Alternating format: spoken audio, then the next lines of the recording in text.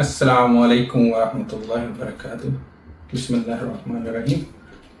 आज भी बात कैनेडियन वीज़ा पे करेंगे क्योंकि मुझे पिछले कुछ अर्सा में पाकिस्तान से काफ़ी दोस्तों ने रब्ता किया इंफॉर्मेशन लेने के लिए, और अपने जो लोग जिन एजेंटों से उनके रब्ते से जो उनसे कह रहे थे कि हम आपको अमेरिका लेके जाएंगे, कनाडा लेके जाएंगे, उनके बारे में इंफॉर्मेशन लेने के लिए। तो मैंने सोचा कि क्यों ना एक दो वीडियोस बना के सबको समझा दिया जाए।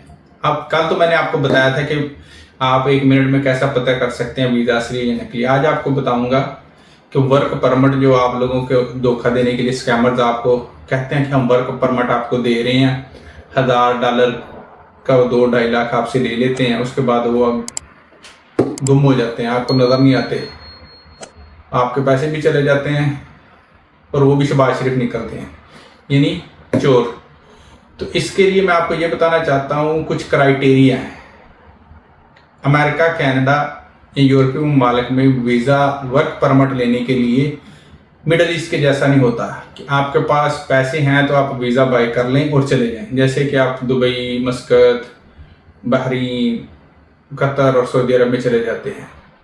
उधर कोई बंदा कंपनी बनाता है या कोई बंदा ड्राइवर का वीज़ा निकालता है तो वो किसी को भी सेल कर सकता है, और जिसको वो सेल करता है उसका वीज़ा लग भी जाता है। 99% चांसेस होते हैं उसके लग जाए कि अगर उसमें कोई मेडिकल का इशू ना निकले। इधर ऐसा नहीं होता।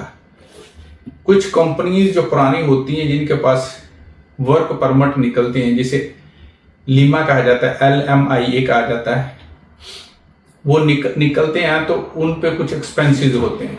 एक्सपेंसेस उनके होते हैं $10,000 से $15,000, जो मुझे सुनने में है, क्योंकि मेरी कंपनी तो है नहीं ना, मैंने कभी निकाला। पिछले दिनों एक दोस्त ने निकाला था, तो उसके भाई की कंपनी ने 2, और उसने मुझे ऑफर किया था कि तुम सेल करना चाहते हो या लेना चाहते हो तो ले लो।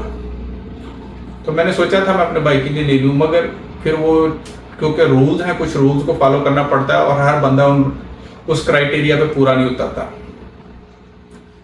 पहले नंबर पर तो ये बात ज़हन में रखें कि अगर आपको कोई कनाडा का वीज़ा ऑफर कर रहा वर्क परमिट, तो वो फ्री में नहीं करेगा। उसकी वजह ये है, उसको जब पैसे दे के वर्कर मिल रहा है, पैसे ले के, तो वो फ्री में किसी को LMIA क्यों दे।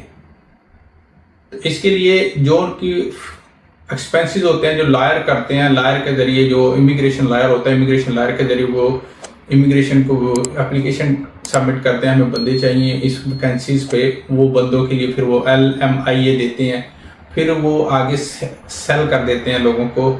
इंडियंस तो इनके हार्ड कस्टमर होते हैं, कोई भी हो तो इंडियन, उनकी करेंसी और उनका वीज़ा लगने के चांसेस पाकिस्तान की निस्बत ज़्यादा होते हैं, तो वो जल्दी से ले लेते हैं। अगर आपको कोई $1000-2000 के इवज़ कहे कि हम आपको दे रहे हैं, तो वो झूठ है, क्योंकि उनका $25,000 से $40,000 के दरमियान जो है ना वर्क परमिट सेल कर देते हैं वो, और जो बंदा लेता है फिर वो उनके पास आके काम करे या बाहर करे, वो टर्म्स एंड कंडीशन उनके दरमियान तय पा जाती हैं।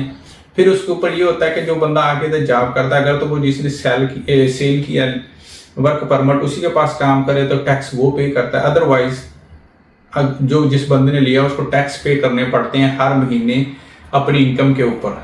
अगर वो इस इनकम को मेंटेन नहीं करता या उस टैक्स को नहीं पे करता, तो गवर्नमेंट उसका वर्क परमिट रीन्यू नहीं करती, क्योंकि वो कंडीशनल होता है। वर्क परमिट जब रीन्यू होता है तो फिर परमानेंट रेजिडेंसी के लिए एप्लीकेशन डालना मुश्किल होता है।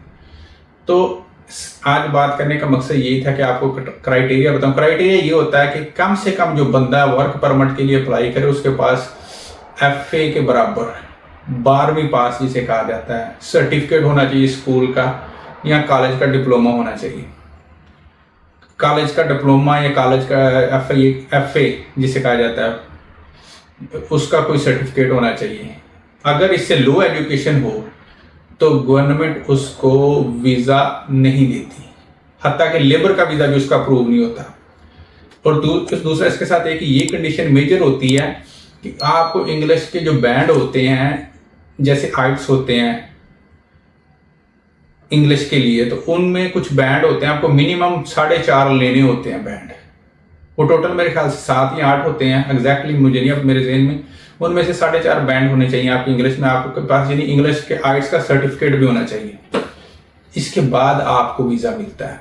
तो सबसे पहले आप बजाय इसके कोई आपको धोखा दे, सबसे पहले तो आप देख लिया करें अपने आप में ही कि मुझे जो वर्क परमिट दे रहे हैं वो मुझसे FA का सर्टिफिकेट ले रहे हैं या कॉलेज का डिप्लोमा, या आपने इतना पढ़ा हुआ है, आप इतना कॉलेज गए हुए हैं, 12वीं तक पढ़े हुए हैं कि नहीं पढ़े हुए। अगर आप नहीं पढ़े तो मेरा भाई धोखे में ना आए, आपको जो वीज़ा मिल रहा है वो सीधा सीधा फ्रॉड है। और कल मैंने आपको बताया था कि वीज़ा पेपर पे नहीं होता, आपको सारा प्रोसेस करना पड़ता है, वो चाहे किसी भी किस्म का वीज़ा हो, वो एक प्रॉपर सिस्टम के ज़रिए ही इशू होता है। तो आज आपको जो बताने का मकसद ये था कि जब भी कोई आपको कॉल करके कहे कि आपका वीज़ा लगा दिया, आज यूट्यूब का दौर है, हर बंदा कोई ना कोई वीडियो, पिछले दिनों जो मुझे जिस बंदे ने मैसेज किया उसने यूट्यूब पर वीडियो भेजी कि इस तरह सेब की फैक्ट्री है फलों की, आपने सेब उतार के बस उनको धो के मशीन से पैकिंग हो रही है, आपने वो पैकिंग वाले बॉक्स पकड़ के रखी जाने हैं। भाई यूट्यूब का दौर है, हर बंदा वीडियोस बना रहा है, जैसे मैं बना रहा हूँ 50 लोग और भी बना रहे हैं। तो वो किसी की भी वीडियो पे अपनी वॉइस लगा के आपको भेज सकता है। तो इससे ये मतलब नहीं है कि वो कनाडा में बैठा और आपके वीज़े सेल कर रहा है, वो शायद कहीं उकड़ा गखड़ सिंध, हैदराबाद, कराची, इस्लामाबाद, पिंडी में बैठा और आपकी वीडियो बना के भेज और आपसे पैसे ले लें, या दुबई में बैठा हो या इंडिया में कोई बैठा हुआ। सरदार नाम का कोई बंदा था, सिख था जो जिसकी उसने उसको कार्ड भेजा, उसका नाम लेके कि मैं ये हूँ।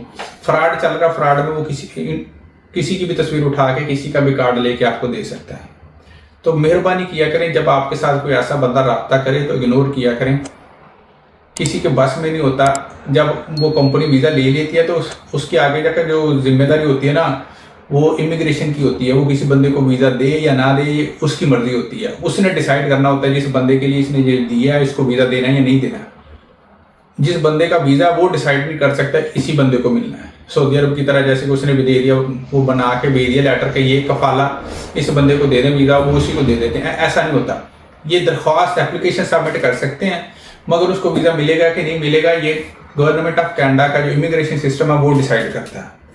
तो आपका वीज़ा 1-2 दिन में निकला, ये हफ्ते में वो फौरन आपको दे दे, ये हो ही नहीं सकता, मुमकिन ही नहीं है। अगर आपके पास वर्क परमिट किसी बंदे के पास सेल करने के लिए है भी आपको देने के लिए, तो इसका प्रोसेसिंग टाइम जो होता है ना, कम से कम 6 से 12 महीने के दरमियान का होता है। इतना टाइम आसानी से लग जाता है आपकी एप्लीकेशन पूरी होने में, आपका वीज़ा निकलने में। और इसके दरमियान मुख्तलिफ स्टेप्स होते हैं जो आपको फॉलो करने होते हैं, जिसके लिए आप मेरी कल वाली वीडियो देख सकते हैं। तो उम्मीद करता हूँ आप समझ गए होंगे कि नेक्स्ट टाइम वर्क परमिट के नाम पे अगर कोई आपको धोखा देना चाहे तो सबसे पहले अपने आप को देख लें, आप 12 पढ़े हैं, आपको इंग्लिश आती है, या आप इस दायरे पे या इस क्राइटेरिया में पूरा उतरते हैं तो ले लें।